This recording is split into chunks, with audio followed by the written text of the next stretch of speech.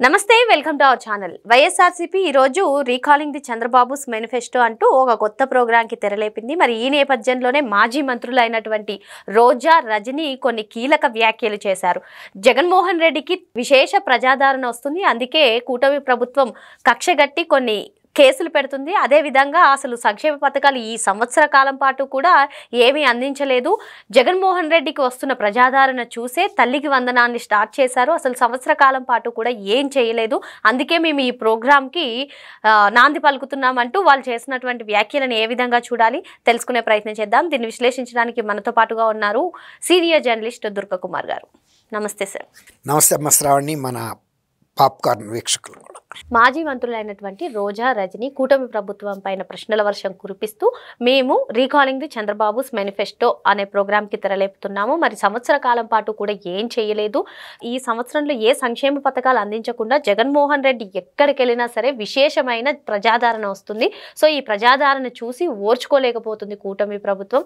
అందుకే తల్లికి వందనం కూడా వెంటనే స్టార్ట్ చేసింది సంవత్సరం అయిన తర్వాత, ఎందుకంటే తీవ్రమైన ప్రజా వ్యతిరేకత వస్తుంది కాబట్టి అని చెప్పేశారు. అదేవిధంగా ఏదైతే సింగయ్య కేసు గురించి కూడా రోజా గారు మాట్లాడడం జరిగింది. అసలు జూన్ 18వ తారీఖున ఈ ఇన్సిడెంట్ జరిగితే 4 రోజుల తర్వాత మళ్ళీ ఎస్పీ మార్చేశారు అంటూ ప్రభుత్వం పైన ప్రశ్నల వర్షం కురిపిస్తున్నారు. ఏదైతే వీళ్ళు ప్రోగ్రాం కండక్ట్ చేసుకుంటున్నారో రీకాలింగ్ ది చంద్రబాబు మేనిఫెస్టో అని చెప్పి, మరి మేనిఫెస్టో ప్రకారం అసలు ఏం సంక్షేమ పథకాలు అందట్లేదా, ఆంధ్రప్రదేశ్లో ఏం జరుగుతుంది, ఒక పక్క కేసులు, మరో పక్క రీకాలింగ్ ది చంద్రబాబుస్ మేనిఫెస్టో, ఇది ఒక డైవర్షన్ పాలిటిక్స్ అనుకోవచ్చా? ఇప్పుడు రోజా గారు కానీ విడుదల రజనీ గారు కానీ చేస్తున్నటువంటి కామెంట్స్ని ఏ విధంగా చూడాలి, అసలు ప్రజలు ఏమనుకుంటున్నారు?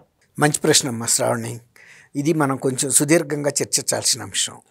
ఎందుకంటే రీకాలింగ్ ద చంద్రబాబుస్ మేనిఫెస్టో అని వాళ్ళు చెప్తున్నప్పటికీ రీకాల్ ద చంద్రబాబుస్ గవర్నమెంట్ అని అనుకోవాలి మనం. ఎందుకంటే కొన్ని చాలా అభివృద్ధి చెందిన ప్రజాస్వామ్య దేశాల్లో రీకాల్ ద గవర్నమెంట్స్ అంటే recall the local representatives, public representatives అనే ఒక అంశం ఉంది.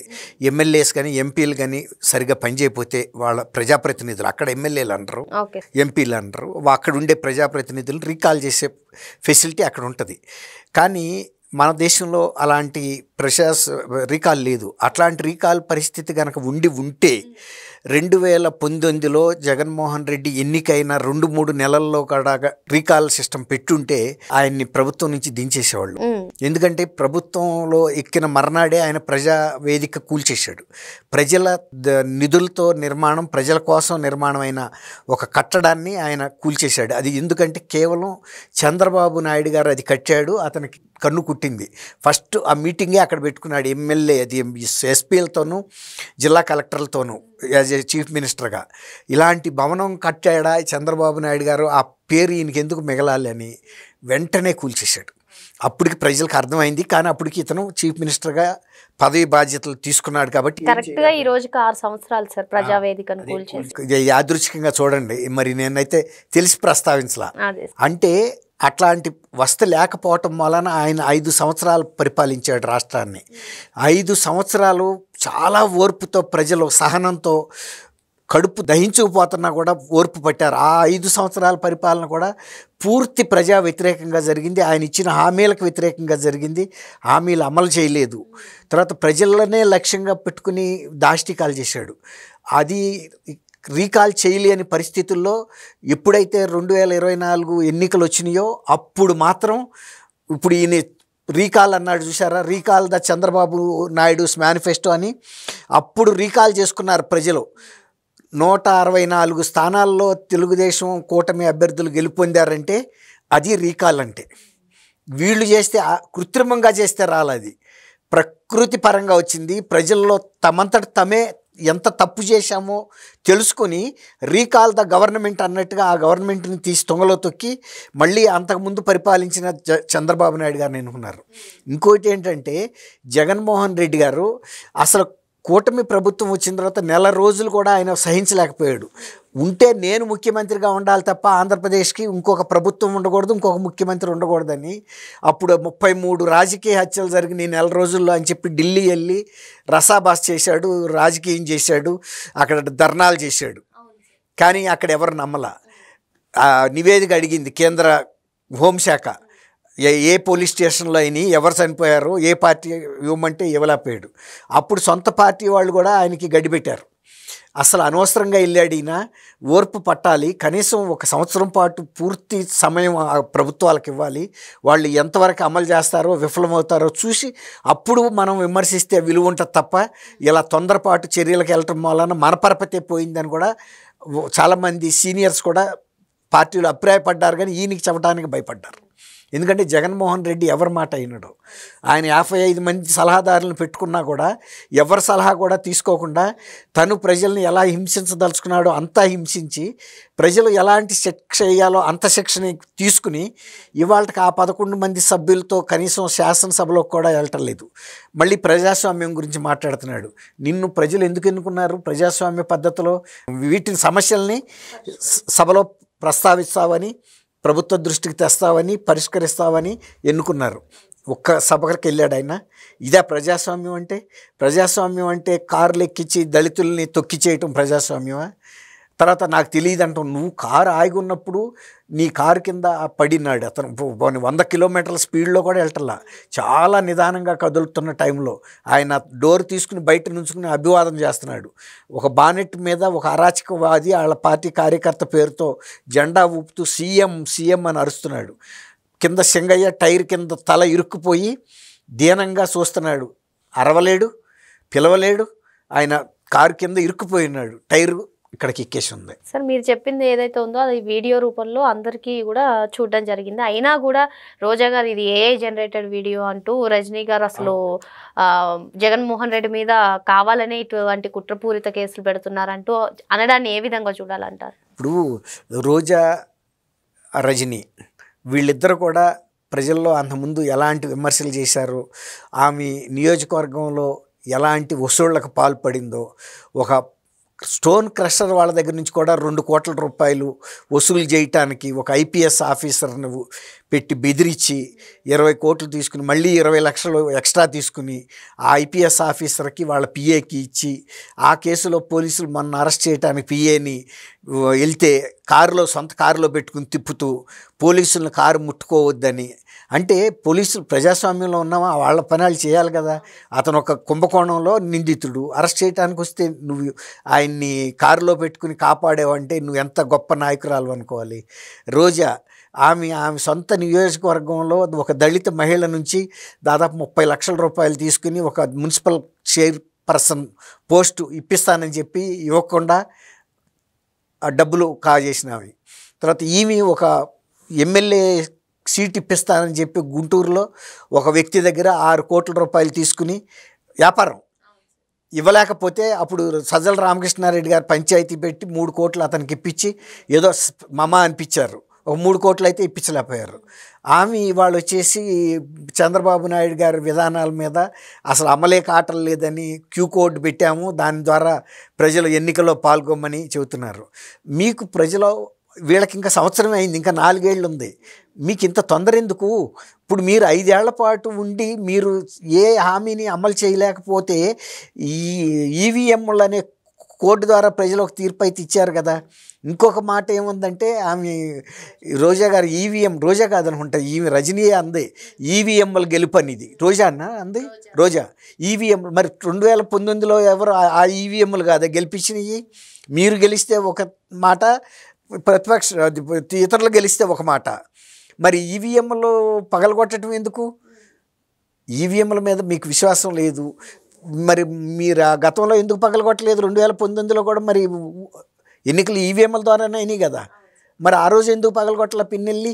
19లో ఎందుకు ఓట్లు వేయటం లేదనేది ప్రజల నాడి అర్థమైంది. మనం చేసినవన్నీ తప్పు పనులు చేశాము, ఈసారి మనం గెలవము అనేది అర్థమయ్యి ఈవీఎంలు పగలగొట్టడం ద్వారా వాళ్ళు ఈ ఓటమి నుంచి తప్పించుకోవాలని చూశారు. మరి ఆ రోజున తెలుగుదేశం వాళ్ళు ఎక్కడ ఈవీఎంలు పగలగొట్టలేదుగా.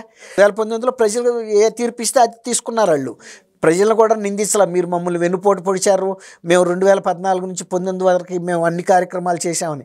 అయినా సరే ప్రజలు ఒక రకంగా ఇతను ఇచ్చిన హామీలకి ఇదైపోయారు, ఆకర్షిత. రీకాల్ ది సిబిఎన్స్ మేనిఫెస్టో అంటున్నారు కదా సార్. మరి 2019 నుంచి 2024 వరకు కూడా జగన్మోహన్ రెడ్డి ఎన్నికల ముందు ఏదైతే హామీలు ఇచ్చారో ఆ హామీలన్నీ కూడా నెరవేర్చడం జరిగిందా? జరగలేదుగా. అదే కదా, ఇప్పుడు 2019 నుంచి 24లో గనక జగన్మోహన్ రెడ్డి గనక హామీలు అమలు చేస్తే ఆయన చెప్పినట్టు 175కి 175 గెలవాల్సిందే, కనీసం 151 గెలవాలి కొంతవరకు అమలు చేసిన. అసలు అమలు చేయకుండా ప్రజల మీదే దాష్టికాలు చేసి దౌర్జన్యాలు చేసి ప్రజల నుంచి రక్తం పిండుకుని మద్యం అనేది ఎవరి నుంచి వచ్చింది? పేద వర్గాల ప్రజల డబ్బే కదా అదంతా. ఇన్ని వందల వేల కోట్ల రూపాయలు, వేల కోట్లే. మరి ఇప్పుడు ఈ తవ్వుతుంటే సిట్ వాళ్ళు ఎంత సింగరేణి మైన్స్ కన్నా కూడా ఓపెన్ కాస్ట్ మైన్స్ కన్నా లోతు వెళ్తున్నాయి.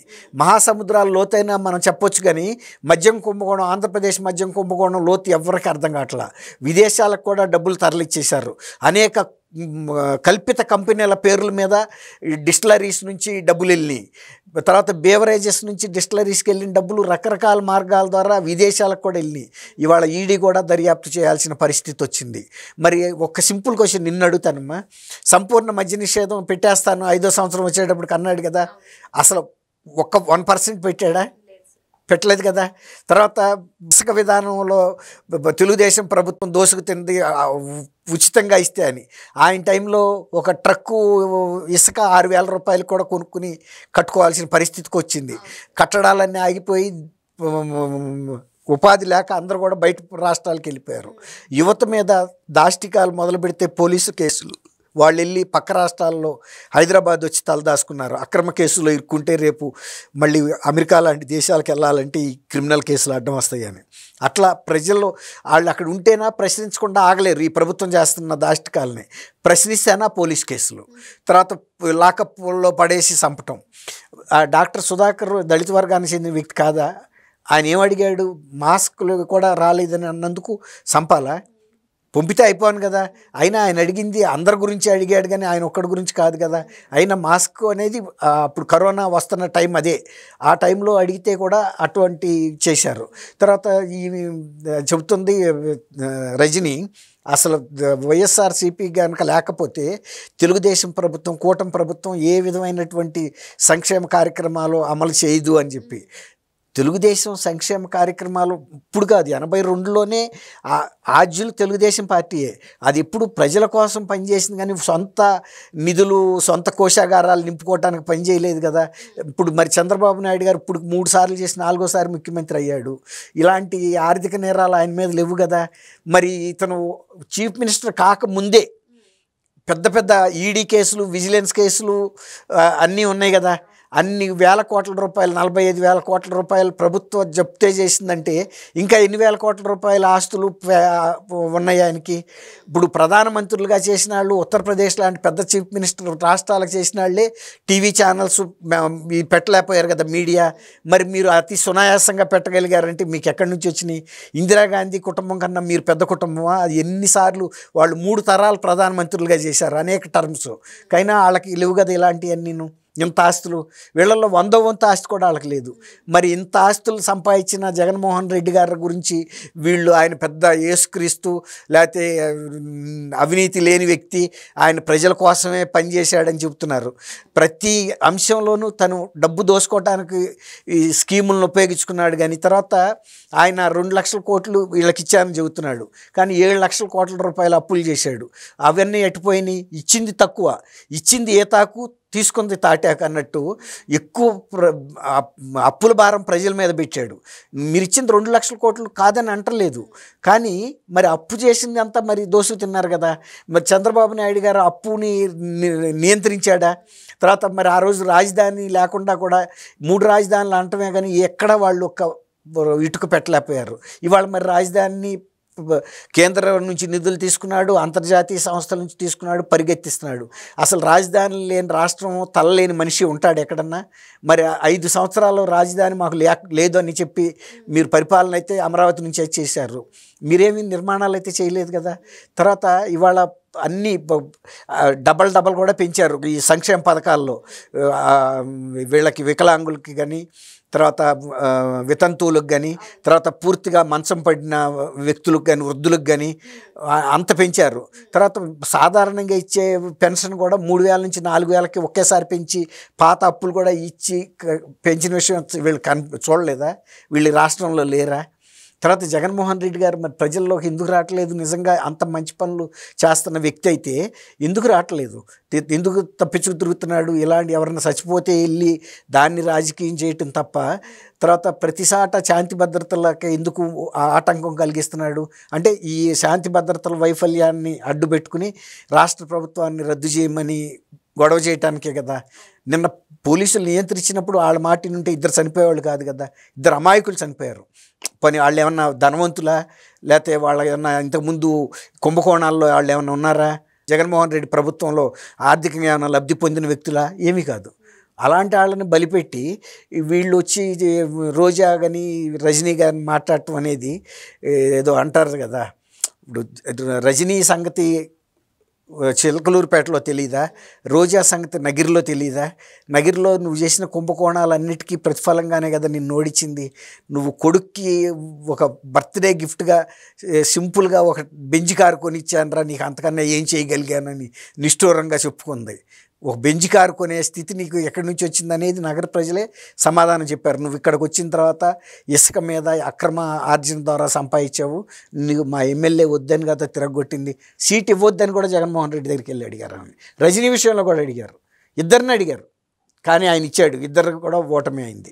ఇవాళ జగన్మోహన్ రెడ్డిని కీర్తిస్తా మాట్లాడితే, లేకపోతే చంద్రబాబు నాయుడు గారి గురించి వీళ్ళిద్దరూ పొగిడితే కాదు, ఎవరైతే లబ్ధి పొందుతున్నారో ప్రజలు వాళ్ళకి తెలుసు చంద్రబాబు నాయుడు గారు ఏంటి, ఎలాంటి మనిషి, ఎలాంటి పనులు చేస్తాడు, ఎలాంటి సంక్షేమ కార్యక్రమాలు ఇప్పుడు అమలవుతున్నాయి, ఎంత అమౌంట్లు వాళ్ళకి చేరుతున్నాయి.